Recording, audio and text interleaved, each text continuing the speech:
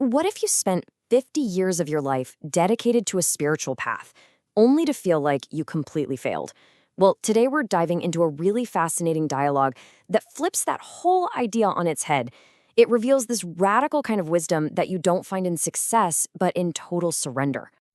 So, this is the question that was just eating away at one practitioner after decades of really intense spiritual work. I mean, he dedicated his entire life to this idea of taming his mind, but at the end of it, he felt like he had missed the point entirely. And he doesn't pull any punches. Here's his own brutally honest take on it. After all those years in a Thai forest monastery, he basically said, I failed, and it's my own fault. My own ego got in the way. So how did he even get to this point? Well, his entire journey really starts with this huge, fundamental conflict. You gotta understand, for a half century, this guy felt like he was being pulled in two completely different directions. He was caught between two really powerful Buddhist traditions and two totally different ways of looking at the ultimate truth. Okay, so here's how he broke it down, and it's a great way to think about it. On one side, you have the Theravada tradition. He saw that as the finger pointing to the moon. It's the map, the instructions, the how-to guide. But on the other side, you've got Zen. He saw that as the moon itself. It's not about the map, it's about the direct experience of actually being there. And that difference, it's huge. It's everything. It's like spending years meticulously building a raft, plank by plank, to cross a river, versus simply finding yourself already on the other shore. This conflict, this tension between the method and the reality, is what drove his entire 50-year journey. So, to sort all this out, he basically assembled this mental dream team, right? A council of teachers in his head, pulling from these key masters from both the Thai forest and Zen traditions, and it's their combined wisdom that would finally help him crack the code. All right, so let's get into the practice itself. The journey inward really starts with this specific technique he learned from Luang Ta Mahabua. And the key thing to know here is, it's not about thinking your way through a problem, it's all about the heart. The core of this practice sounds almost too simple. It's just the continuous recitation of the word Buddho, over and over and over. See, it's not some complex riddle you have to solve. It's just a mental anchor, a constant rhythm you use to quiet down all that other noise in your head. Now, this is super important. The practice wasn't just happening up in his head, no. This was an embodied thing. The focus was on a specific physical location, the citta, or heart-mind, which you can actually feel right there, just behind the sternum. And this one little change, it flipped the whole script on meditation for him. Suddenly, the point wasn't to achieve some special state, like getting enlightenment. Nope. The goal was just to clear the deck, to simply get rid of what he called malicious thoughts.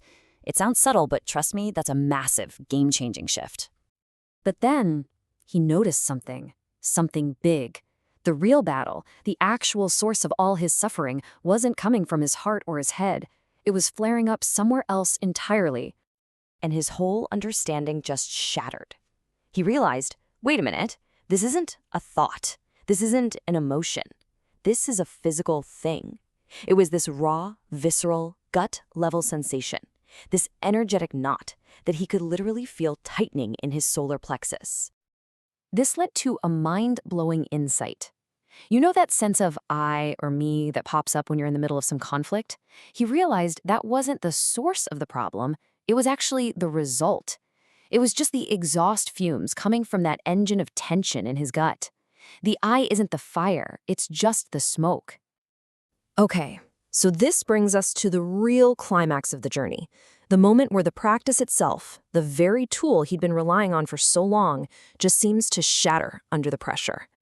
So what happens when that core anchor, that continuous Buddho recitation, gets completely overwhelmed by one of those intense flares of energy in the solar plexus? What happens then? And he's totally honest about it. In the heat of that moment, the practice was just gone. A total blackout. The meditator vanished, and there was just raw anger or fear or craving. Whatever it was, it just took over completely. But right here, this is the pivotal question that changes absolutely everything. If the practice is gone and the meditator is gone, who or what is it that's aware they're gone? What is it that notices the blackout? And boom, there's the stunning breakthrough. the very awareness that notices the practice is gone, that's it. That was the goal all along. It never left. You don't have to fight to get it back. The simple, honest act of just seeing the failure is the return. This realization just blows the doors off of everything. It leads him to this final stage, a state of almost terrifying simplicity that collapses his entire 50-year project. I mean, think about it. For decades, he had been carefully constructing this complex spiritual identity, building this intricate system, trying so hard to become a good meditator and master the whole thing, only to realize that the entire structure, the very identity of the practitioner trying to achieve something, was the final obstacle. It was the last wall he had to knock down. And so the whole journey ends here with this simple, incredibly profound statement. Now, this isn't the ignorance of someone who just gave up.